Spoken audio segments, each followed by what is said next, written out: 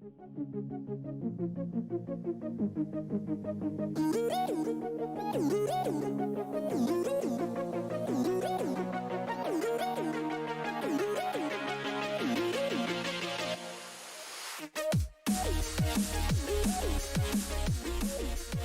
everyone, and welcome back to the Zone Blitz. I'm Vince Miller, joined as always by my co-host Ashton Overholt. Ashton, how are you doing today? I'm doing good. Settled into the off season a little bit. This is a fun episode. An episode that I really enjoyed doing. Way too early, top 25. I had some arguments about it today, even just like with myself, like just kind of going back and forth, because let's be honest, it's way harder to do this than it has been in years past, isn't it? Just because of like, we don't know if Jim Harbaugh's still going to be there when we get done recording. Like, he could be gone any minute, or Saban, the whole Saban thing kind of popped up out of nowhere. And it's a lot different. It's a lot different. I think next year will look a lot different than last year did. So it'll be fun. But hey, we're trying to project. That's all we're trying to do. We're just trying to throw things out there. It's okay to have a few hot takes if we want to. That's right. It is the way too early top 25, which means you could just kind of throw stuff out there. I will admit I'm kind of like you. I definitely put probably a little too much thought into this and argued with myself a little too much and switching things around, and finally I was like, okay, it's fine. We just have to put it a certain way, and we can always change our mind before the season starts, in August. Yeah. So right. All right, Ashton, let's just start at the top. We're going to do our top 25. But we're going to start at the top. Who is your number one team for next year? The number one team, don't call me a homer because you also have them as the number one team, I'm sure, is the Georgia Bulldogs. They should be the number one team, in my opinion. I think it's fairly unanimous. I haven't seen a way too early top 25 that doesn't have them number one. Mm-hmm. Now I didn't look terribly hard. There's probably some out there, but most of the big names have Georgia as number one in the way too early. They were returning a lot of production, and they recruit very, very well. This has been established. And with Saban leaving, that actually there are people in Georgia that would say that Georgia's only real rival is Alabama, just due to just the way they recruit, right? Like those programs are built the same. With Saban leaving, it's really good for Georgia. We don't have to really sugarcoat it. It's fantastic for the Bulldogs. I think they're number one. I think they should be. I think the schedule is difficult. I think they will lose games, but I do think that Georgia is the most complete team. I think they will have a really, really good offense, and they will always be solid on defense. Yeah, I'm with you. I got Georgia number one as well. And you mentioned the schedule. I try not to look at schedule too much, like maybe as sort of a tiebreaker. Yes, but regardless, I didn't have to look really at the schedule for Georgia. I like that they got Carson Beck coming back. I think his second year as a starter has a chance to be really special. And no matter where you look on the roster, they have recruited very well, and they've developed very well too, which is sometimes something people forget, because it takes more than just the recruiting. You also have to develop those guys. And I think Georgia's done a great job of that. Is there any area of the roster you have concerns about? The interior defensive line. It famously got mowed down by Alabama, in the game that really mattered. That Alabama offensive line, by the way, was not very good almost all year and played the game of their life against Georgia and really pushed Georgia off the ball, which is not something that you have seen happen in the last 4 or 5 years. That's not something that happens. And that was very surprising. So I would say maybe that. I will say that it was kind of a product of some of, I'm not going to say some older guys that didn't really develop last year, but that's kind of how it felt like. Like there were some juniors and seniors on that rotation, and they didn't turn into what we thought maybe they could have. I guess we will see how that all kind of shakes out this year. I would be very surprised if Georgia is again that bad in the interior of their defensive line. They got run on by different teams. I don't know if you remember early on, Auburn really ran against this Georgia team, and that's kind of how Auburn was able to hang in the game early on last year. Like there were some teams that were able to run the ball because let's be honest, you don't want to throw against this team. They have probably the best secondary in the country. And if you can throw against this team, like you can probably throw against almost anyone, I mean, yeah, even some NFL teams. So yeah, I think that's probably the weakness is the interior D line. I think it'll probably get fixed, but honestly, there wasn't a ton of big name recruits that Georgia brought in on the interior. So we'll see. There's some young guys that will need to grow up in a hurry. Right. Okay, so we both have Georgia number 1. Let's go to number 2. Where are you at for number 2, Ashton? I have Texas. Okay. I have bought in. It's Quinn Ewers returning. Yeah, it's a lot of things. Like, I think they're recruiting at a really good level too. Like, I think that it's not just the transfers that they're bringing in. They are bringing in some great transfers. They are picking Alabama apart. Isaiah Bond is there. Niblack, the tight end, went there. They're doing a really good job adding pieces, but Texas had a lot of talent anyway. Like, they had a really, really nice running back room. I don't know how they're going to replace those 2 defensive linemen that are leaving. I hesitate just a little bit. It's why I don't have them at 1. I mean, yeah, just to be really honest. Well, there were other reasons why I didn't have them at 1. That was a clear separator, right? Like, I don't think that Texas is on Georgia's level, but I mean, after that, like Texas showed me something last year. I was waiting for Texas to prove it. And I think they did. They went out and made a playoff. They lost to a really good Washington team. But I felt that they deserved to be there. I thought that Texas was one of the 4 best teams in the country. And I had no problem with them being in the playoff. And I think they're returning a lot. So that's why I've got them there. I'm okay to fight. Like, if we want to get into like a little scuffle here and you feel strongly, another way, I'm like, let's go. I have Texas just slightly lower. I think there was 4 teams that I felt comfortable at the top. Like, there was 4 teams that felt like they were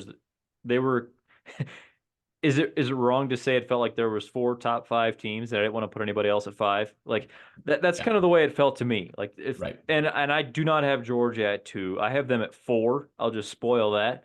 To me, the separator was those 2 defensive tackles that you mentioned, those going out the door to the NFL. And then they did lose every single receiver.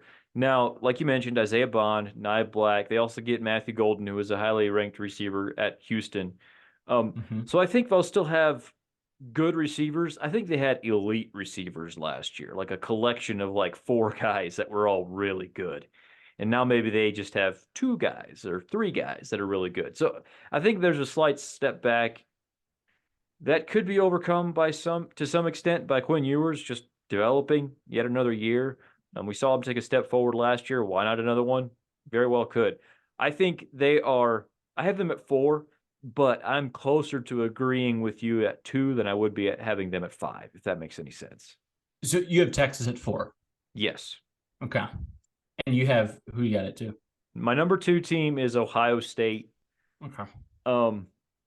I was considering putting them there even before the events of the last week, where they go and get Caleb Downs, who's probably the best safety in the country, or at least has a chance to be next year. Whatever. You can get in an argument with several other good safeties. That's not the point. Caleb Downs is really good. They also bring in Julian Sayin, like the number 1 quarterback in the country as a 5-star freshman. I don't really expect him to play, but Quinshad Judkins, also one of the best running backs in the country, coming in the portal. Maybe more important than all of that is just the fact that they're bringing almost everybody back that had an NFL decision. Marvin Harrison Jr. leaving, maybe a few others, but you're talking about that both defensive ends, JTT, Sawyer, you got the defensive tackle, Tyleek Williams, the corner, Denzel Burke, Travion Henderson, their running back comes back, so their running back room is going to be really good. I think this team is going to be very similar to Michigan last year, which I think is kind of what they're trying to do. Counterpoint here, and I'm okay if we want to just kind of go back and forth on this one a little bit. I love what Ohio State is doing as well. I do think I think you have to be careful a little bit. Judkins, okay, we can just be really honest here. Judkins left Ole Miss, and Ole Miss was not sad to see him go. That was off the field reasons, yes. Correct. I don't like, they took the center from Alabama, McLaughlin, who, I mean, he almost lost him a couple of games last year because he can't snap the ball. They brought in Bill O'Brien as the offensive coordinator. That's controversial. I mean, like, we can go ahead and say that Sure. it kind of works out sometimes for that guy. And he's also the guy, that's the same Bill O'Brien that Alabama asked him to leave 2 years ago, with Bryce Young. Like, that was an offense that was not fantastic, and he had a really good quarterback there. So I love what Ohio State is doing. I was kind of thinking about this today because they are kind of the team to talk about right now. We can just spend a few minutes on them. But, like, when you're playing, like, say you're playing Madden, or soon we'll get NCAA football back. But, like, the guy that just hits all the buttons all at the same time, he just mashes all of the buttons. That's what Ohio State is doing this offseason. They have lost to Michigan 3 years in a row, and it feels like they are doing the equivalent of just, I'm going to hit all the buttons and just see what happens. Because what we were doing wasn't working.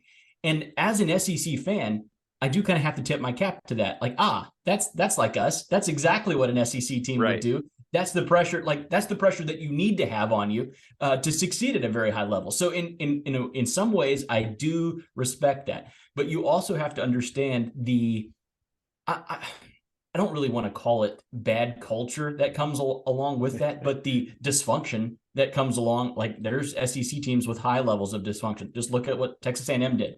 Like that's yeah. You're going to get both, I guess, is my point. You're going to get an incredible amount of talent, and the dysfunction is, like, going to follow. Like, there are going to be concerns there.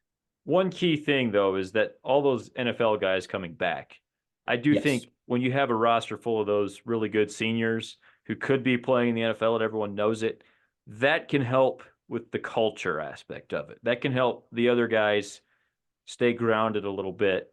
I don't love Will Howard. Like, I think he's a pretty good quarterback. I think he might be an upgrade over Kyle McCord, but I'm not necessarily, like, convinced that he's anything special.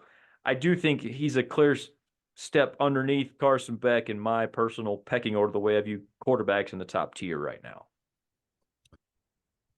The defense for Ohio State was incredible last year. Yeah. They're returning that defense. Yes. That defense is going to be really, really good again. I don't think anyone's arguing with that. They might have the best. I mean, they might be the best defense in the country, or at least have the lowest point total in the country because they get to play in the Big Ten, right? Ooh, that was a little side punch. That was unnecessary. Didn't need to do that. I guess my point is they're really good at defense anyway. They're good at defense regardless of what conference they're playing in. That's not why they lost to Michigan, though.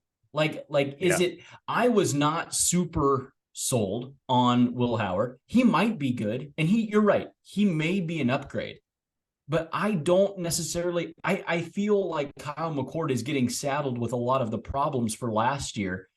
When was he CJ Stroud? No, he was not CJ Stroud, but neither was, like, almost anyone else. You know what I'm saying? Like, I guess my point is Ohio State had issues last year. I did not feel like quarterback play was their biggest one. I felt like they had other issues on offense. Maybe their offensive line in particular. Well, okay, let's kind of get into that a little bit. They're bringing in running backs. TreVeyon Henderson returns. Quinshon Judkins is still there. They're going to try to run the ball. Will Howard is kind of a dual threat guy. At least he was at Kansas State, right? It looks like they're going to try to run the football. That's what it looks like. Yeah. They couldn't really run the ball like last year. Like, is that uncomfortable to say? Their defense is not the problem. They gave up 14 points to Missouri in the bowl game, and they lost because they only scored 3. Like, I think maybe that's more where it's concerning a little bit. Again, I have Ohio State at 3. Like, I don't have them very low. I like what they're doing. I guess my question is, like, could we maybe get a few more offensive linemen? And like, the defense was not the problem. Like, it really was not the issue. Right. The running back was not the issue. They have good running backs anyway. I guess that's my point. I'll just leave that alone. No, I agree with that. It would probably have made more sense instead of getting Judkins to try to find an offensive lineman. And I know the portal is not really loaded with offensive linemen. It's just not a great. There's very little depth there. It's hard to find impact guys at that position, more than any other position probably in the portal. But anyway, you've mentioned you have Ohio State at 3. My number 3 team is Oregon. I like what the Ducks are doing this year. do lose Bo Nix, who was kind of the heart and soul of their offense for the last 2 years, but bringing in Dylan Gabriel at quarterback, who I think will be a fairly seamless. I think he'll make a fairly seamless transition at quarterback for them. They also brought in Evan Stewart in the portal, who was really kind of a stud for Texas A&M. I think that should work very well. They got a couple other receivers coming back, although not everyone. I just like what this Oregon team has done. I think Dan Lanning has done a really good job of loading them up with talent on the lines. Like they play really good on both lines. I think that they're going to the Big Ten this year. That there's a case to be made. They will fit in as far as line play. They might even end up having the best line of scrimmage side, like on both sides of the ball, team in the Big Ten. Like that is a possibility. Now I don't know if we'll see if Dylan Gabriel is able to make that offense hum quite as well as Bo Nix was. I do think because of all of his experience, like it's not going to suck, put it that way. I think they're going to have a very good offense and a very good defense. And quite frankly, I just trust them. A lot of these teams have a lot of question marks. I just don't have a ton of questions about Oregon, even if I don't necessarily view their ceiling as quite as high as some of these other teams. I think that's fair. The point about their line play, I think, is a good one. They're going to walk into the Big Ten and have the most depth and the best offensive and defensive lines collectively. Like they are going to, like Michigan's guys are gone. Michigan had that title last year. Michigan's guys have left almost completely. They'll still be really good, but like Oregon will be the team that's going to push other teams around. Like it's not going to be they're not going to be the Pac-12 team that's going to get pushed around. That's just not going to happen. The Dylan Gabriel point is interesting. I think Bo Nix the last 2 years for Oregon, I think he was better than maybe he got credit for. His decision making was really good. He did not get sacked much. He did not throw many interceptions. And the offense was on time more than anything. Can Gabriel do that? I think we won't know. Like that's kind of something you don't really know until bullets start flying. So it's hard to say for sure. But the guy does have experience. Like he's exactly where Bo Nix was when Nix went out to Oregon. He was an experienced Power 5 starter that we kind of still had some questions about. Yeah. And I mean, Dylan Gabriel, he left Oklahoma because they wanted Jackson Arnold to be the guy at Oklahoma. So this was a great place for him to go though too. I feel like he could absolutely execute this offense. It's just a matter of will he be able to do that? So the potential is there for Oregon. I agree.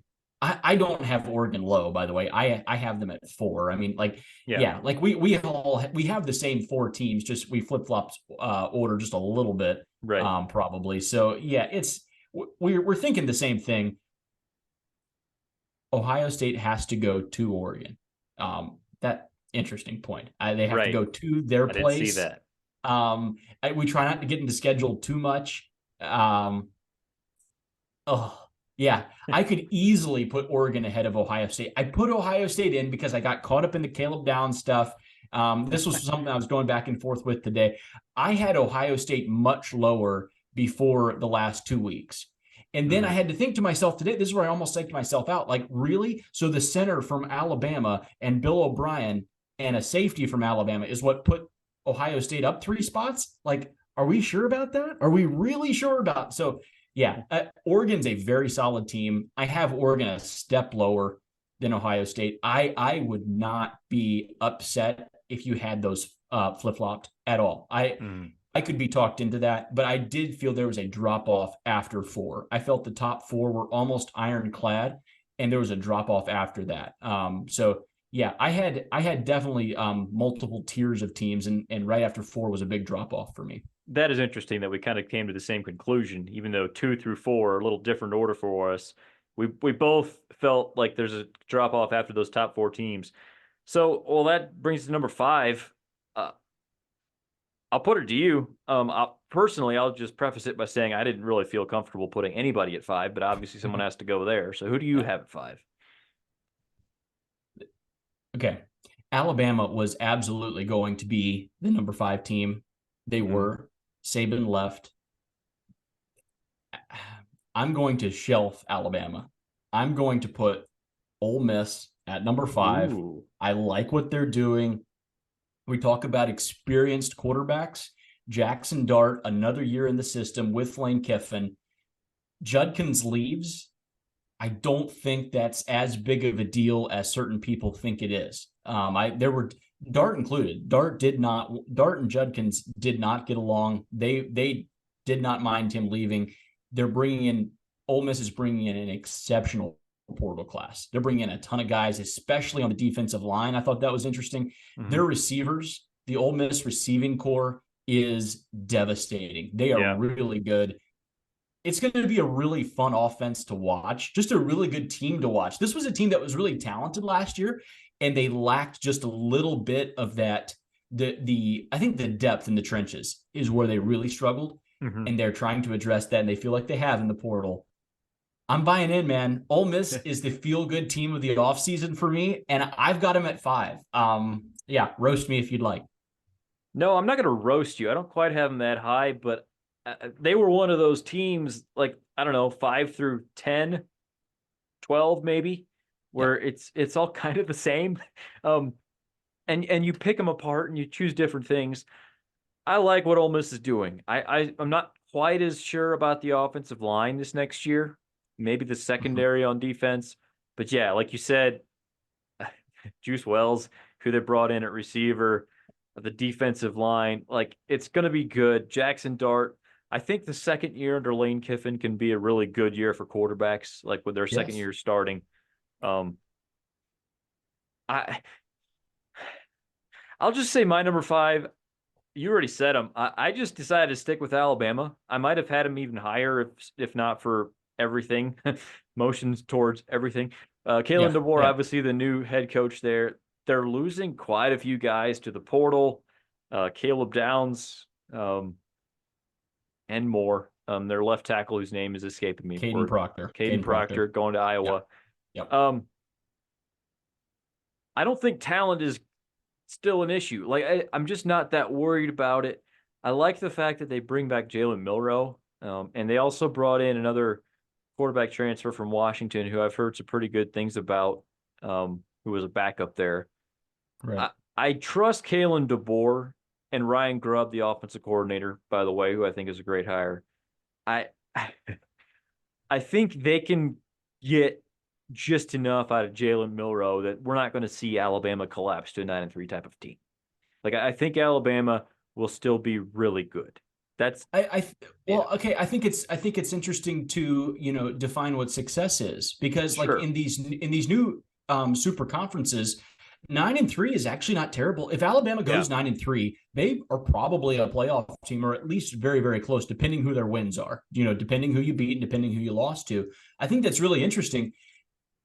So Alabama has lost a ton, and I am skeptical of DeBoer. He's had about as bad of a first 10 days as someone can possibly have as a head coach. I mean, honestly, it has not been good. Some key exceptions, though, would be some of his staffing hires, by the way. Okay, but I mean, Ryan Grubb is the single best offensive coordinator currently in college football. I believe that, or at least last year he was. I thought he was exceptional last year in the stuff that they did on offense. Bringing him was excellent. They haven't brought in recruiters though, man. Like he's bringing his Washington staff, and that's fine. But like, all the Alabama kids are just leaving. And how are you going to recruit, I think, is interesting. Like, I think that could be a little dicey. Now, hang on. What they need to do, what DeBoer and Grubb need to happen, they just need September to get here and to get into in-game situations, because I really do feel that they will be, those two on offense they'll be as good of an offensive system as you can have. I really feel that they have their act together on offense. It's just, they just need those games to get here so badly. I think they upgraded both of their coordinator spots. I think Kane Womack, who they hired a defensive coordinator, is actually really good. Have some memories of him from when he was at Indiana. I think there's a chance that their roster is not quite 90% blue chip ratio anymore, but that they actually squeeze a little bit more out of it. They still have all of these just studs on defense, despite losing some of the secondary guys, especially. They'll have to shore that up, and I expect they'll get a few guys in the spring portal window. Right. They're not lacking with like former 5-star edge rushers and things of that nature. Like they still have animals in the front seven, and I think Kane Womack will do a good job. Yeah, there's still a lot of questions, and that's why I have them clearly behind the top 4. Like we are kind of grasping at straws here after the top 4. At least it felt like that for me, and that's where I settled. Maybe it's just the safety thing of the Alabama brand. It could have been that. I didn't have Alabama far down. It's not like I had them in a free fall. I had them at 6. Okay. Yeah, it was big. For me, it was a question between them and the defending champs. And I went with Alabama because honestly, as much as Alabama's losing, they're actually losing less than Michigan. Mm-hmm.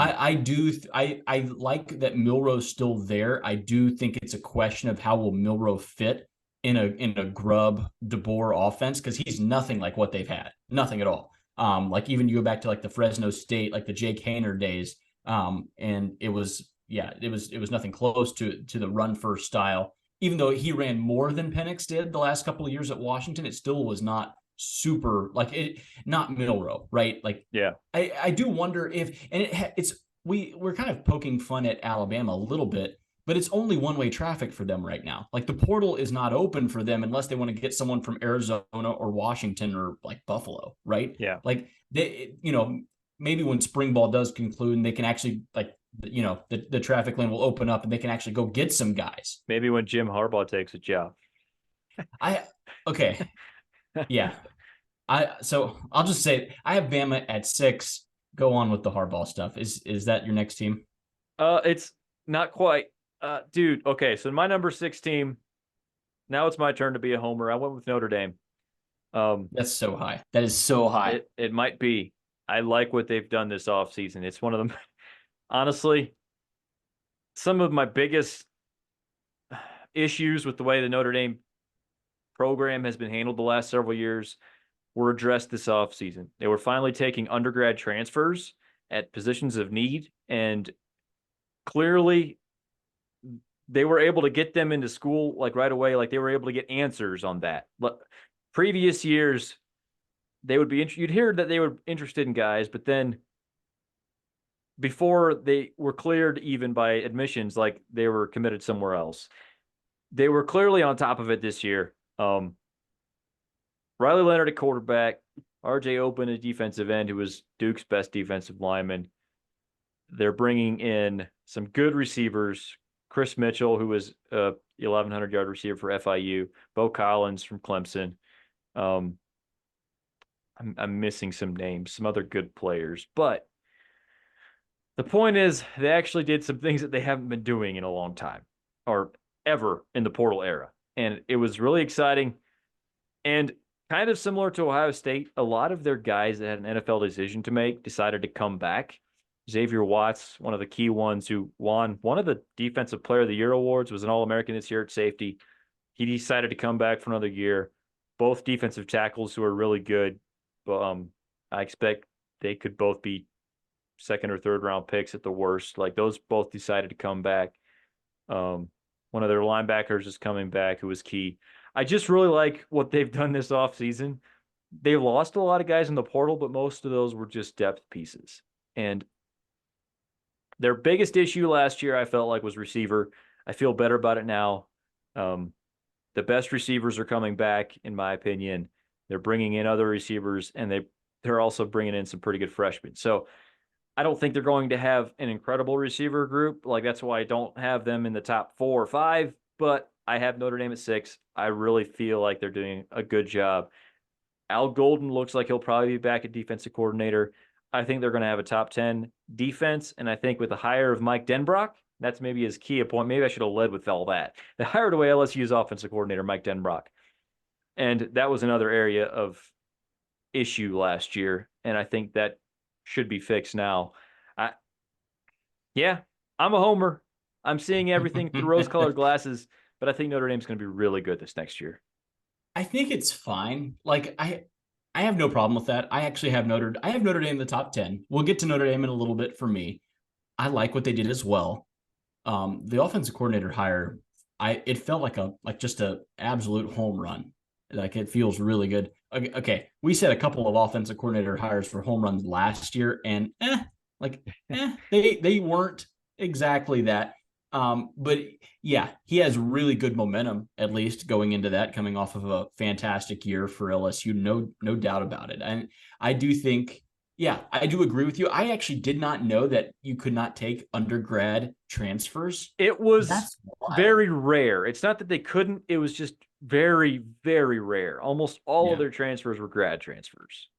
Yeah, that's some Stone Age stuff right there. That's Yeah. so three years ago. Like, how could you still be that way?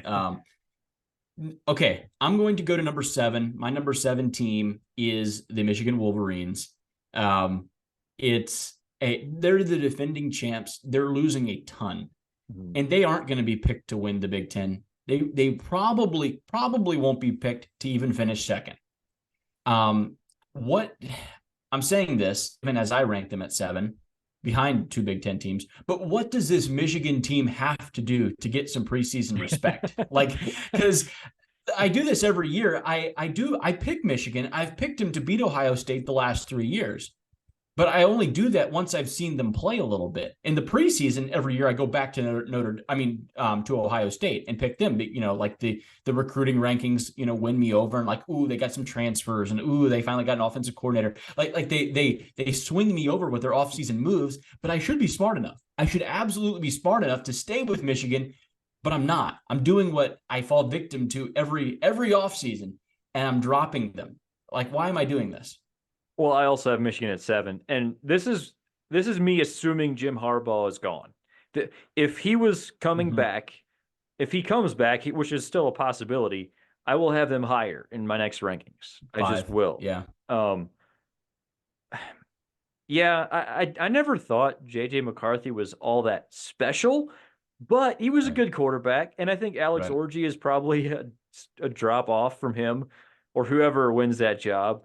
I still think Michigan is going to have an excellent defense. Like, it's going to be very good. I don't love that they lost like every single offensive lineman. Like that's not great. Yeah. And so some of those reasons are why I have them as low as 7.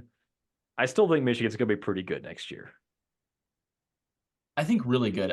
The depth that Michigan has built, the functional depth that Michigan has built has been impressive. The rotation has been impressive. The drop off from their 1s to their 2s to sometimes even their 3s is you don't notice it much. You really don't. And they are returning some guys that, they're not household names. They weren't former 5-star recruits, but there's no doubt that if Harbaugh returns, they're going to keep that coaching staff intact. They will have as good of a coaching staff as is out there right now. I actually am leaning towards him returning. You're right. I have them ranked at 7 because I also assume that he is gone. Nothing's been finalized yet. Like, if it was going to happen, it feels like it would have happened by now. I just refreshed Twitter a minute ago. It still has not happened. So yeah, he absolutely could come back. If he does, I would probably bump them up. I need to have more trust in Michigan. That's just the long and short of it. Okay. This is to me at number 8, right? And my number 8 team is, are you ready for, like, here's another hot take. I don't know it is what it is. I have the Missouri Tigers at number 8. Okay. That's high, man. That's really, really high. I don't know. Oh, they were a top 10 team last year. They are. I think that's a team that beat Ohio State in their bowl game, and we found out now that apparently Ohio State's players did not opt out. Like, they did actually, they do care, apparently, we've been told. So yeah, like, that's a really good win for them. This is a Missouri team that has played Georgia as close as anyone has played them the last 2 years. This is a really physical Missouri team. They probably don't get the credit for it that they deserve. Brady Cook coming back for another season, Luther Burden coming back. Yeah, there's a lot to be excited about for Mizzou. They have some nice pieces coming in the recruit and both in the portal, and also like just they brought in some nice recruits too. Williams Nweri, the 5-star defensive lineman, really, really good player. So it is exciting to see what they're building there. They're going to be a tough out. They're going to kind of fly under the radar a little bit this offseason. Mizzou is a good football team. They're going to be tough to beat next year. Yeah. Also, they brought back Kirby Moore, their offensive coordinator, which is a big deal. There were some other.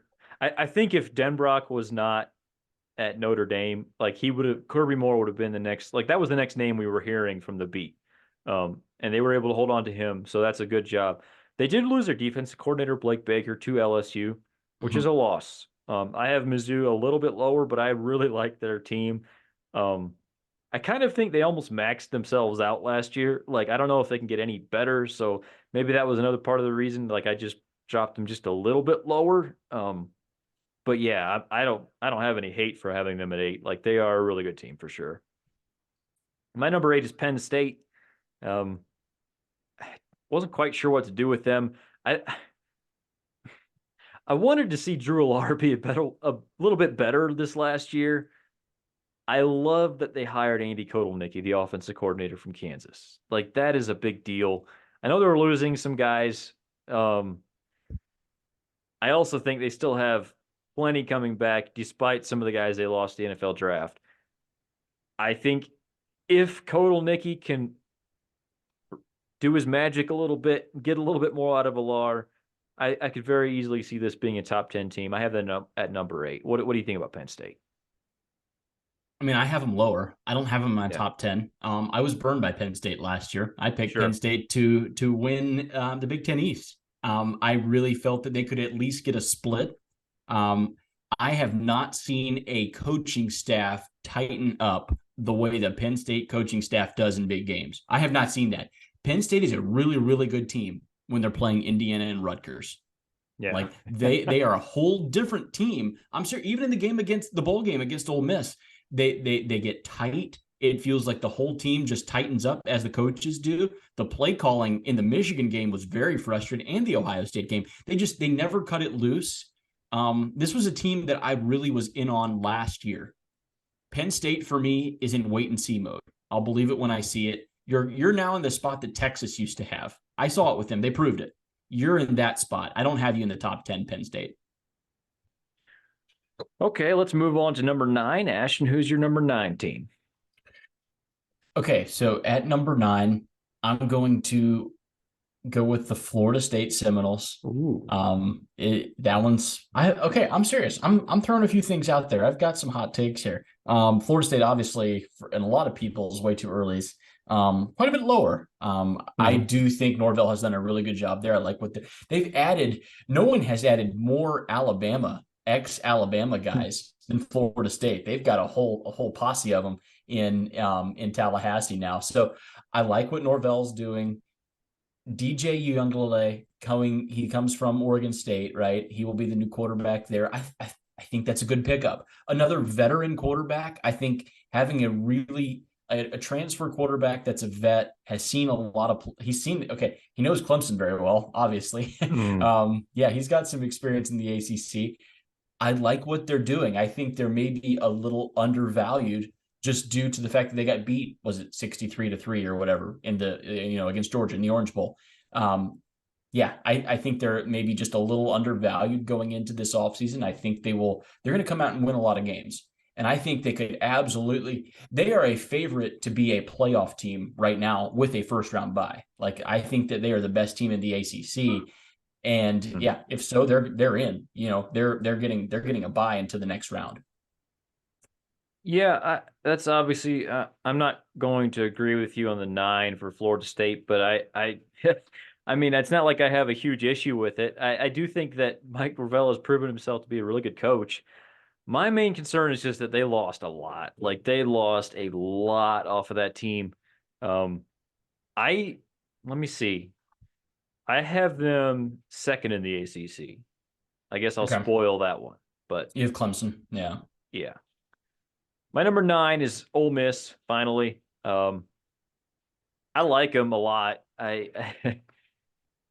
If there was one thing that gave me just a little bit of pause is instead of one thing I like to do when I look back at last year and to kind of figure out how good the team was. I don't like to necessarily look at the rankings. I like to look at like the F plus ratings, Mm-hmm. things like that. And they were number 15 in the country last year, according to that. Like not quite as high as their ranking would indicate. And I think they'll be better than that because of everything they're bringing in the portal, second year Right. under Dart, everything we talked about. But I'm just slightly more cautious on them than some people are right now. It's fair. Yeah, I think maybe the depth at defensive line, like I think there's certain times when your rating is affected because you have one spot that you were just deficient at. You know what I mean? And like that kind of leaks into everything else. Like maybe the rest of your team was, top 10 quality. And yeah, you had one spot that kind of drug you down.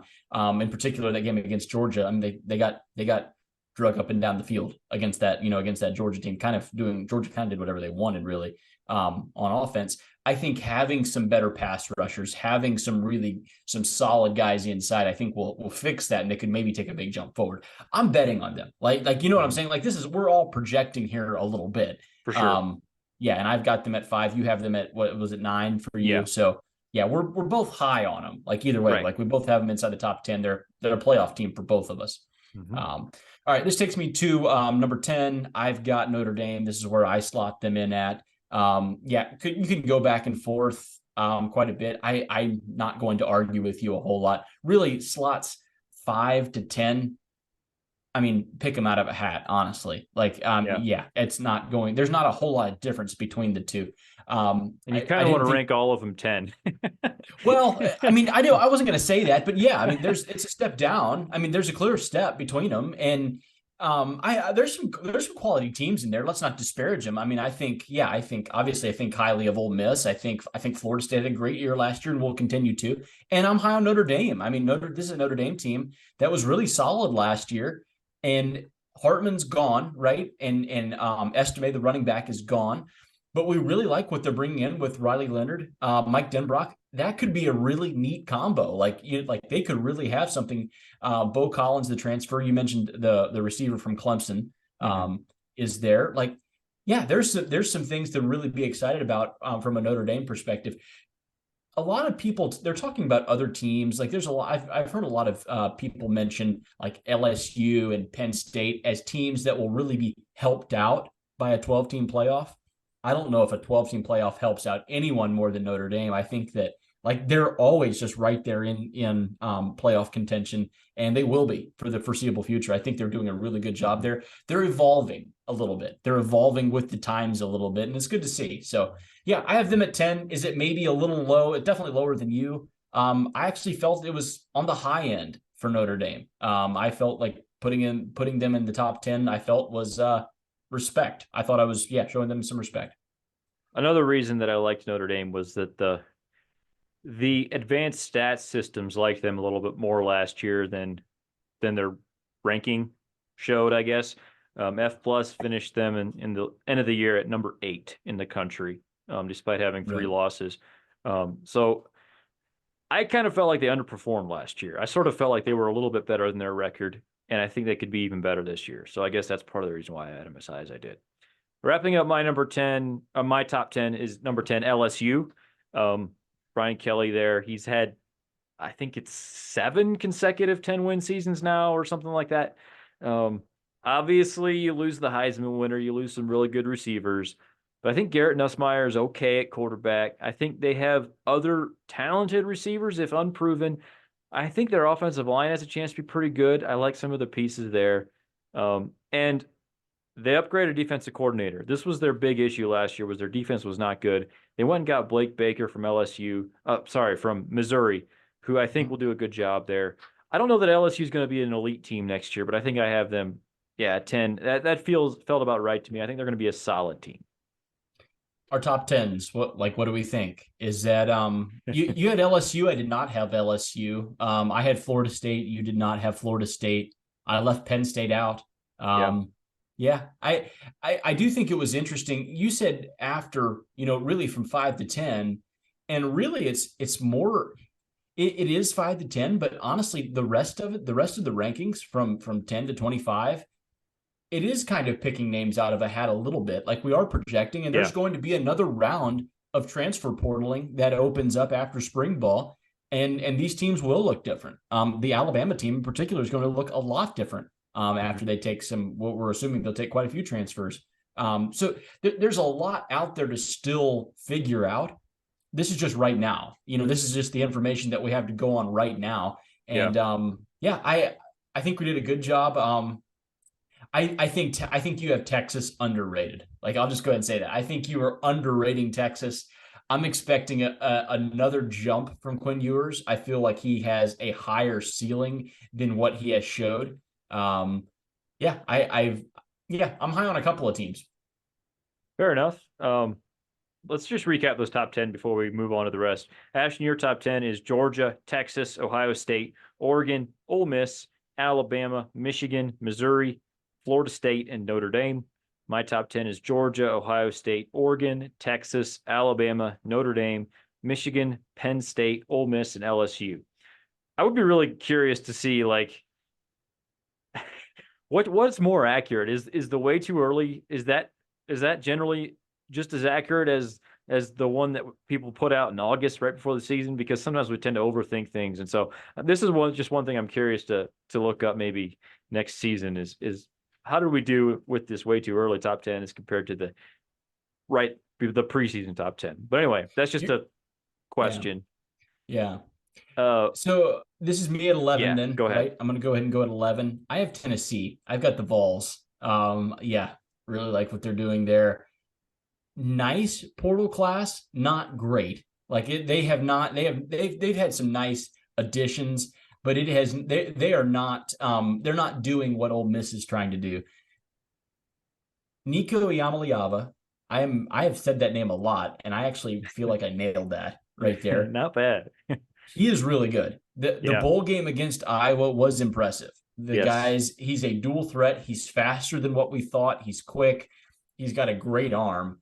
We knew that's not a surprise, but I was really impressed with how how just athletic he was outside the pocket. It just looked natural when he just kind of glides around. Like Terrell Pryor, the old Ohio State quarterback, just kind of glides around out on the edge. He's a little thinner still, obviously, Nico is, than Pryor, but yeah, something that maybe that's kind of a comp, I guess. They're going to have a good offense. Heupel I am really impressed with Heupel's system. Mm-hmm. Tennessee has built something over the last couple of years. I feel like their defense is physical. Tennessee got overlooked a bit this year because we had teams like Ole Miss and Missouri in the SEC that popped off and had really impressive seasons and kind of jumped them, But let's not sleep on Tennessee. They're going to be a tough out for teams. Yeah, they have the right coach. I do believe they have the right coach. I think they're building it the right way. I have Tennessee at 11. I don't have them quite as high, but I really like that. I think Nico's an upgrade over Joe Milton, and I don't even know that it's really that much of a contest. I really think he's an upgrade, and I mean it's Josh Heupel and his system. Like you just kind of trust them to be really good. I have them just a little bit lower. We'll get there, but. Yeah, I really like Tennessee. I think they can be very solid. My number 11 is Oklahoma. They were another team who I thought they had the two disappointing losses. But they still finished number 14 in the F+ at the end of the season. Like maybe they were slightly better than their record showed because people kind of forgot about them down the stretch, even though they had beaten Texas. They think Jackson Arnold will be an upgrade over Dylan Gabriel. I don't know if he will be. They think that. They also think they upgraded a defensive coordinator, which is a big deal, obviously. They bring some nice pieces back, some good receivers who, like, they didn't really have any receivers at the beginning of the year that people knew. And by the end of the year, they had a few guys that stepped up. I don't really trust them to maximize their potential, but I think I trust them to not screw up too much. So I'll take Oklahoma at number 11. Okay. For me at 12, this is where Penn State comes in for me. Again, I was all over Penn State a year ago, and I probably have them a little too low, admittedly. They lost me money last year. I'm a little peeved, and they're going to pay the price this year. That's how that goes. So yeah, a little bit peeved. They can earn it all back, by the way. I am not a Penn State hater at all. the hire for Andy Kotelnicki from Kansas, we both like the hire. We feel it's definitely an upgrade for them. Hopefully, Franklin just takes his hands off the decision making a little bit, at least in the offensive play calling. It felt they got really stagnant. Like it felt very stagnant, especially in big moments last year, to where I knew what they were going to run. Like it was so predictable. Yeah, hopefully they can just get a little bit of fresh blood, and they actually kind of convinced Franklin to take his hands off the controls, because it hasn't worked. Like they can hammer teams that they're better than, but when they go up against a top 15 team, his record is not good. They lose to Ohio State and Michigan, so they do need to change, and they can. The talent is there, the pieces are there. They've got a really good defense too, like as does most of the Big Ten. So yeah, they've got some pieces. I have them at 12. It's too low, admittedly. Show me. Like, hey, you go out and show me. You beat one of those teams. You go beat someone that you're, a little bit of an underdog against. I will be all in on you again. My number 12 is Clemson. They have not been this good. Well, the last couple of years, probably, arguably. This is basically down to two things. It's the second year under Garrett Riley at offensive coordinator. It's the second year for Cade Klubnik. I still need to see something out of him. I just can't believe he's as bad as he's shown to be so far. I do like the way they ended their season. They won like their last 7 or 8 games last year, and I didn't think they looked elite, but I thought they looked like a top 15 team. So to me, it feels like they might just settle into that top 15 area. I have them at 12. A lot of people are a little lower on them this year. I saw them a lot lower than that. Most way too early top 25s. I think they might still be the best team. Again, could be the best team in the ACC, just because they don't lose just the vast number of stars that Florida State is losing. So it feels maybe like a bit of a stretch, but someone in the ACC has to be up here somewhere. So I'll take Clemson at number 12. Hey, someone in the ACC is going to, have a first round bye. Like they're going to be a top 4 seed. Think about that. That's wild. Yep. Did you know that they're actually currently there's 6 conference champs that will make it? 6 and 6, dude. It's got to change. That's wild. It has to change. We only have 4 big conferences. We're really just 2 big ones and then 2 intermediate. That means we're going to get 2 group of 5 champs. Okay. I mean, that's still crazy to me. We don't need to dwell on that. Let's move on to something. They'll probably get that fixed. Surely they'll get that fixed before August. I mean, it feels like they have to. They have to. All right. For me at number 13 is LSU. Again, a little bit low on these guys. They did lose Denbrock. We talked about that quite a bit. Blake Baker, we also talked about that. The guy that they brought in, the defensive coordinator they brought in from Missouri. We like that as well. Losing the receivers, I think, is harder than replacing the quarterback. Garrett Nussmeier, I think, will be an easier replacement for Jaden Daniels than Malik Neighbors and Brian Thomas Jr. leaving for the NFL. Those are both going to be first-round receivers. LSU has other good receivers. That's not what I'm saying. I think it's very difficult to replace those 2 guys. I think that Neighbors and Thomas were, I'm not going to say single-handedly responsible for LSU's great season and for Jaden Daniels' Heisman. But I do think when you factor in the coaching with the receivers, it was a very nice combination that they had going on last year in Baton Rouge. I have them taking a little step back. I have them ranked behind Missouri. I have them ranked behind Tennessee this year. I have them ranked behind Ole Miss in Texas and Alabama and Georgia, obviously, in the SEC. It's a top-heavy SEC. It's top-heavy. Like, these big conferences are harder to judge now. I think replacing all those pieces is going to be a little bit more difficult, I think, than everyone's just imagining. So I have them taking a little step back. I do believe in the system. Like, I like that they brought in Baker. I like Kelly as a coach. He's doing a good job there. And they're going to be a really tough out, but I do think they're a little bit behind some of those other SEC teams. Sure. Well, my number 13 is Tennessee, and we already talked about them. Not a whole lot more to say about them. Really like them this year. Let's go to 14. Who do you got at 14? 14 is where Clemson comes in for me.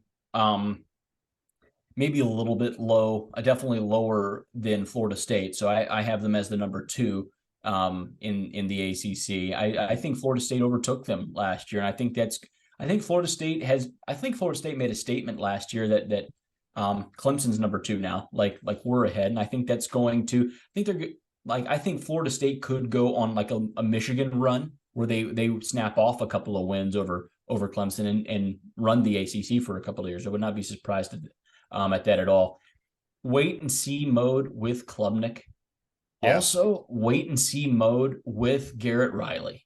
I was really in on that hire, and I'm not going to say it's his fault completely, but either between him and Dabo, someone has to take the hands. Dabo probably needs to just take the hands off the controls a little bit, similar to what James Franklin's doing. It just felt restrictive. That did not feel like a Garrett Riley offense last year. It did not. I would agree.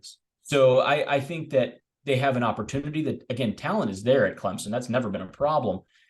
Just letting it open up, letting it be more free. Using tempo a little bit more often would be nice, especially on offense. So hopefully we see that from Clemson. They're a really talented roster. I think Clemson, they're going to give people a lot of problems next year. Would not be surprised at all to see them in the playoff. Yeah. I have Missouri at number 14. It's time for their slide to end. We talked about them. I like them a lot. Losing Blake Baker is a big deal, and I feel like of these top 14 teams, there's a chance they have the least talented roster, even though they have some of the most spectacular individual players, especially Luther Burden. Right. To me, I know, like, Mizzou fans, you're probably not going to like that I don't have you in your top 10, and most people do. I still think this is a lot of respect given to a Missouri program who a couple of years ago was talking about firing Eli Drinkwitz. So yeah, it's true. Yeah. It's true. All right, Ashton, 15. 15. I'm going with Utah. Utah Utes.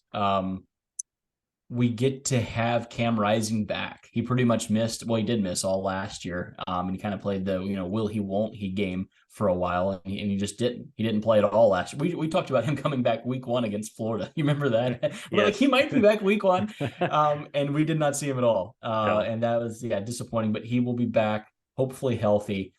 Super experienced guy, really experienced coach too. I mean, Whittingham's just been there for forever. So Utah is a solid team, and they're returning a ton of starters. They have a lot of experience coming back. They're going to be very, very difficult in a new, reimagined Big 12. I think they're the favorite to win it. I think they're the favorite to win it right now. And if so, that puts them, we keep talking about these buys. So like, we're going to have some teams that are going to be ranked number 4, right? That are getting, a first round buy in the playoff, and Utah could be one of those teams. I don't hate that at all. I have them just one slot lower behind our other Big 12 team. So maybe I have them, not winning the Big 12, but I would not be shocked if they do. Brant Keithy is still somehow playing college football. Their tight end. Yes. Cameron Rising, who we talked about. Kyle Whittingham is as solid a coach as there is out there. Maybe USC just needs to go ahead and take him at some point. I don't know. Although we'll get to USC. Maybe Lincoln Riley is figuring some things out. We'll see. But I have Utah one spot lower. My number 15 is actually Kansas State. I flip a coin for me. I like both of these coaches. Chris Kleiman, I think, is also really good. This was maybe more just, I think Kansas State was clearly better than Utah last year. It's like several steps better. And that's probably hugely because of Cam Rising on Utah not being there. Also, Kansas State did lose their offensive coordinator, Colin Klein, was poached by Texas A&M. It's kind of a big deal. He was a really good play caller. I'm excited to see Avery Johnson, their quarterback, who will now be a sophomore. Maybe has 4.3 speed. Like, he's an excellent runner. The biggest question for this Kansas State team, I think, is if he can throw it, because if he can, they're going to be really dangerous. I have no problem with that. It's a little high. That just felt a little bit high for me. I went with Utah's experience. I felt really good about the quarterback. That's why I had Utah up there, and I will have Utah winning the Big 12 as long as anything crazy doesn't happen between now and August. But this is to me at number 16, correct? Mm-hmm. Yes. Number 16. This is where I put Oklahoma in, quite a bit lower, by the way, than a lot of people had. Jackson Arnold, it is his time, as Dylan Gabriel has found a new home. I have him below a lot of SEC teams. Mm-hmm. like there's going to be a lot of losses out there for some of these guys. There really is. Oklahoma doesn't have to play Georgia, but they do have to play Alabama. Like they have a really tough schedule. I think Oklahoma's really good. I do not think that they are Ole Miss or Mizzou. I think they are a step below them in the pecking order. And I think it's very close. Like any of these teams can beat any of the other teams. I think 9-3 is going to be very respectable in the SEC next year. I think it's going to be very difficult to go 9-3. Yeah. This is a team that is a fringe playoff team for me. That's just where I have them. They could easily make it if they win the right games and they win a couple of them, win a couple of big games. I have them below a couple other SEC teams though. Mm-hmm. My number 16 is Utah. We already talked about them. I could very easily have them ahead of Kansas State. For me, that was very much flip of the coin. I have two other Big 12 teams coming up. I think there's maybe, you could argue, a clear top four in the Big 12 this year. They're clearly in that top four. All right, Ashton, 17. Okay, I'm going to go with Miami, the Hurricanes. Ooh. Cam Ward's there, man. He flirted with the draft for a long time, it felt. Miami has a really, really good recruiting class coming in. Say what you want to about Cristobal. You can say whatever you want. You can talk about timeouts and kneeling the ball. You can talk about all those things. And I will agree with you because it was garbage what happened, especially in the Georgia Tech game last year. That was almost a fireable offense. But man, that guy recruits really, really well. Yep. And the class that he brought in, getting Cam Ward, they needed a quarterback so badly. And Ward's an experienced guy. We keep talking about these experienced transfers. I'm buying in on them, man. I'm buying in on Miami. I think they're good in the trenches. I think they're going to be a force. I think they're going to have a surprisingly good season. I think they will absolutely finish inside the top 20. They might upset a team or two ahead of them. Miami, they're good. I think they're really good. They could be a tough out. So these are all fringe playoff teams that we're talking about. Teams that in a perfect world for them, a few things go right. It wouldn't need to be a perfect world, I guess. Chips fall the right way. These are playoff teams. I think Miami absolutely is a candidate for that. A lot of people are just going to say, like, there's no way, like, stop believing in Miami. And there's some, I get that. If we were not talking at all about all the other stuff, like if we were just going off of a roster, like they would be the ACC favorite. And they might still end up being the ACC favorite. Right. I guess for me, if I take their roster and say ACC favorite roster, really good quarterback, and then I maybe just put in the Mario Cristobal game day effect in there, I drop him a win or two. Like, drop him down a little bit. So I don't have him first or second in the ACC, but we'll get there. My number 17 is the other Miami. I have Texas A&M. Hiring Mike Elko, I think, is going to be very, how do I say it? Floor raising. Really solid coach. They bring back Connor Wegman at quarterback. They hired Colin Klein at offensive coordinator, which I think is an excellent sign. This is still a really talented roster, and I'm kind of trusting in the adult in the room mentality, just dragging them to maybe an 8-4 record, which in the SEC this year would probably have them around here. I have A&M next on my list. We're thinking the same thing there. Really like Elko and bringing in the coordinator. I'm just blanking on his name that we just talked about. Colin Klein from Kansas State. Nice hire. Really like that, combined with Wegman, hopefully healthy. Fingers crossed. Losing Evan Stewart to Oregon sucks. That really does. That's a really good receiver. I will say the one thing that I keep kind of coming back to, FanDuel puts out, national championship odds, and they already have these out. A&M is surprisingly high on these lists to win the championship. They do not want you getting an A&M ticket cheap. That's curious for me. That means they still have that high ceiling even with the new coach. That's interesting. I have them. This year is actually, I felt this was almost low for me to put them at. I felt I could have easily justified putting them higher, but there's so many darn good SEC teams too. Someone's gonna have to lose these games, they played these games, someone's gonna lose. I have them here. They are, I think, year 2 under Elko next year, they could jump a couple teams ahead of them for sure. Sure. My number 18, it's finally time for Florida State. Yeah, I like Florida State. I just think it could be a down year considering everything they lost. I think DJU is a clear downgrade from Jordan Travis. Yeah, honestly, I trust Norvell to get a lot out of that roster. I just don't know that the roster is quite as healthy as maybe some people think it is. So I could very easily be proven wrong. You have them in your top 10. That's fine. Could happen. Yeah, I guess I have Florida State at number 18. So that puts you at number 19, Ashton. Okay. Here's where we're gonna get a little interesting. I have Iowa. Ooh. Okay. It's really high. Brian Ferentz is gone. Just say this one with me. Brian Ferentz is gone. Yes. Caden Proctor transferred in. They had really good line play. Is he going to help? Yes. Is he going to be? Is Proctor going to be beneficial? Sure.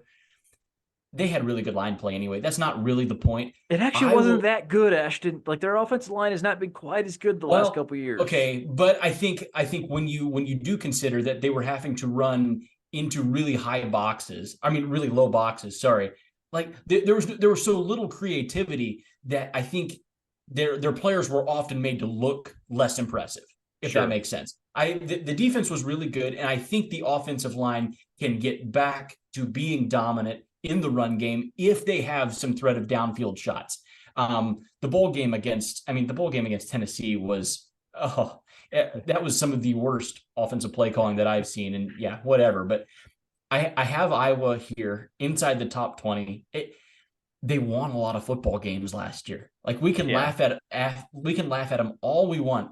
They won a bunch of football games last year. I think Iowa, for me, this was a debate between Iowa and USC. I had Iowa ahead of them. I think Iowa is in a better place than what USC is right now. I think they're more fundamental. So the wins count just as much when they're 10-3 as they do when they're 41 to 35. The wins count the same. You're still 1-0. So we're going with Iowa here. You didn't even mention Cade McNamara coming back from injury. I think that'll be a huge upgrade over Deacon Hill. Yes. I don't have Iowa ranked. This is your first one that I don't have them ranked. Man, don't forget that the Big Ten is adding some teams. Oregon, Washington, USC, UCLA. The Big Ten West is no longer a thing. You can't just feast on the Big Ten West anymore. Fair enough. Also, they still don't have an offensive coordinator. At what point do they just rehire Brian Ferentz? Because it's a non-zero possibility, I would say at this point. But anyway, my number 19 team is the opposite of Iowa. I have USC at number 19. Okay. Yeah, Miller Moss looked good in their bowl game. Like, fine. This is way more about their defensive coordinator hire, DeAnton Lynn, like just getting rid of Alex Grinch finally. And I don't even think that they did a good job in the portal this year, really, on defensive side of the ball. Like, I don't think they have great talent on defense. Like, they lost some of their best players. Right. Arguably, you could argue they lost the best player at all three levels of their defense through the portal this year. I don't know if that's like there. You'd probably get some disagreement, but it's arguable at least. Right. I still think they're going to have a really good offense because it's Lincoln Riley. I've also been hearing that they're going to change like practice and like they're going to be more defensive focused and things like that. That's great. Like they don't need to be good on defense to be number 19 in the country. They just have to be below average. They have not been below average the last couple of years. They've been awful. So I'm just trusting that their talent, which is not top 10 level on defense, but is still probably top 25 level. I'm going to trust that their new coordinator can drag that top 25 level talent to a top 50 defense, and therefore the number 19 rank. I have them at 20. So sure. Yeah, okay. Like we're at a very close spot there. I liked what Miller Moss did. I mean, the 6 touchdowns was impressive in the bowl game. We hadn't seen him much at all. I thought it was telling that Will Howard was really all in on going to USC, and Miller Moss. You can take this however you want. You can absolutely take this that Miller Moss looked so good that they decided we don't need Will Howard anymore. I mean, you can take it that way, and then Will Howard goes to Ohio State. So I have him at 20. You mentioned the defense just needs any little bit of improvement is huge for them. So yeah, the offense I think will continue to be good. I have him at 20. Yeah, my number 20 is Kansas. Lance Leipold just continues to do amazing things there. They lost Jalen Daniels halfway, or not even halfway through the season last year, a couple games into the season. Jason Bean comes out and just still is amazing. Like, how do you at Kansas have those two quarterbacks? And now Jalen Daniels is coming back. I think they also held on to Jason Bean somehow. Like, I know they lost Kotelnicki, their offensive coordinator. I think Leipold is a huge part of that offense too, and is just really good at his job. So I'll take Kansas at number 20. Going with Kansas State at 21. I should have probably had them a little higher. I let them fall just a little bit. Losing Colin Klein sucks, but I do like what Chris Kleiman's doing. I mean, they're a really fundamental team, right? That's a really solid football team. You mentioned Avery Johnson. Can we develop him into a passer? They have an offseason to do it. They'll be a dangerous team if they do. I have them at 21. My number 21 is Miami. We already talked about them, but yeah, I like to pick up a Cam Ward. If they had not gotten him, they would not be in my top 25. Definitely not. But I think that was a huge pickup. They were looking to start like an FCS transfer there before he dropped out of the NFL draft. So that's a big deal. It was looking rough there, no doubt. This is what 21 for me? 22. I'm going to go. Is it Washington? What do you do with a team that played for national championship? I'm going to put Washington at 22. It feels fair. I love the coach. Jed Fish did a great job at Arizona. Love what he did there. Yeah. Can he piece something together? I don't know. I think he can. There's still pieces there at Washington. Like, they're not a terrible team now. I'll put him at 22. I respect that. I don't have him in my top 25 just because of everything they lost. I like Jed Fish. It's a great hire. I actually have his old team at number 22. I have Arizona 22. Most people had him in their top 12 or so before Fish left for Washington. Right. They were able to hold on to Noah Fafita and Tedero McMillan, their quarterback receiver combo. I don't know much about Brent Brennan, who they hired from San Jose State. So I dropped him down, but I still think with those pieces, they could be the number 4 team in the Big 12 or so. So I like Arizona. Don't have an issue with you having Washington at 22. I don't have them quite that high just because of everything they lost. They lost so much, including, of course, their coaches. So, yeah. Devastating, really. Like, just when you factor in everything that really sucks for some of these teams. They also have to go to the Big Ten. Yeah. Down ballot. Like, it gets tough. It gets difficult. I'm going to put in the Louisville Cardinals. Or is it the Cardinals. Yeah, Cardinal at Stanford. That's right. Yeah. Louisville. We know them. Louisville. Played for ACC championship last year. I thought the coaching staff did a fantastic job. I thought they were that was one of the most impressive turnarounds just in terms of quality of play that we've seen in a bit. I thought they did a really good job. They'll be a solid team. I'll put them in. It potentially, I have a lot of ACC teams in the top 25. Like, is that too many? Maybe you could argue that, but I do think Louisville's a solid team. Like, I think they're going to give teams, some trouble ahead of them. So, I'll put them in there. That's exactly where I have Louisville. They're also my number 23 team. I just trust Jeff Brom. Like, I know they lost a lot. They brought in Tyler Shuck in the portal, and they have Pierce Clarkson. I think one of those quarterbacks, probably whoever wins that job, I think will probably be an upgrade, honestly, over their last quarterback. And they still have some good defenders, a good edge rusher. Like, I don't think Louisville's talent is all that impressive, really, but they have Jeff Brom. And so they're going to beat somebody that they're not supposed to, and they're going to be a pretty good team. I'm going to go with Kentucky at 24. I thought it was interesting. They've added a couple nice pieces in the portal. Looks like it's going to be Brock Vandagriff, Georgia's old 5-star quarterback, going to be the starter for them this year. That he's had a couple of years of not experience, but he's just sat behind some guys, some really good quarterbacks, and learned. So we'll see what he can do. Kentucky has low-key become a quarterback destination for guys to go and try to make a name for themselves. So we'll see. Like, can this work? This time it did not work fantastic last year. But Kentucky has some really solid guys up front. Jamon Dumas-Johnson, another transfer they got from Georgia, starting middle linebacker for Georgia last year, goes to Kentucky. They're going to be a tough out. They're going to be a solid football team that beat up on Louisville actually last year when they played. So yeah, I do have Kentucky. They're just a couple spots behind them. My number 24 is Wisconsin. Second year under Luke Fickell. They brought in Tyler Van Dyke at quarterback, which I don't know that he's awesome, but I think he's probably an upgrade. And I think the second year in that new system, that completely changing their offense, going to the air raid, like I think the second year could be the year that really works out for them.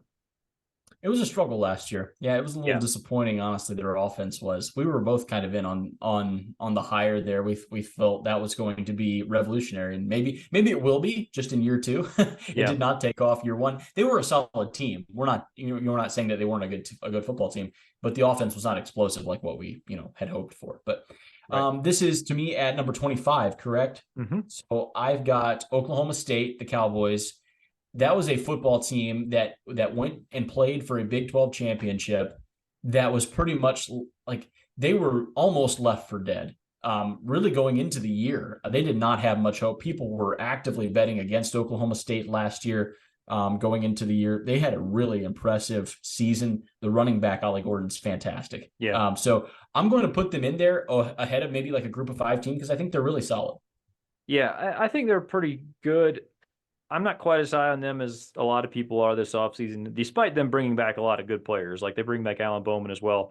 I just don't think they were quite as good as their record last year. So I don't quite have them in my top 25. I'll wrap mine up. And this is maybe a bit of a reach. I'm going Virginia Tech at number 45. At number 25. Brent Pry actually doing some decent things down the stretch last year. They bring back their quarterback, Kyron Drones, who they really like. And they have a lot of returners. So I'm going to take Virginia Tech. Bit of a wild card pick here by me. Yeah, nice. Okay, that wraps up both of our top 25s. Anything else, Ashton? I think that's it. All right. Thanks for listening, everyone. Have a great week, and God bless you all.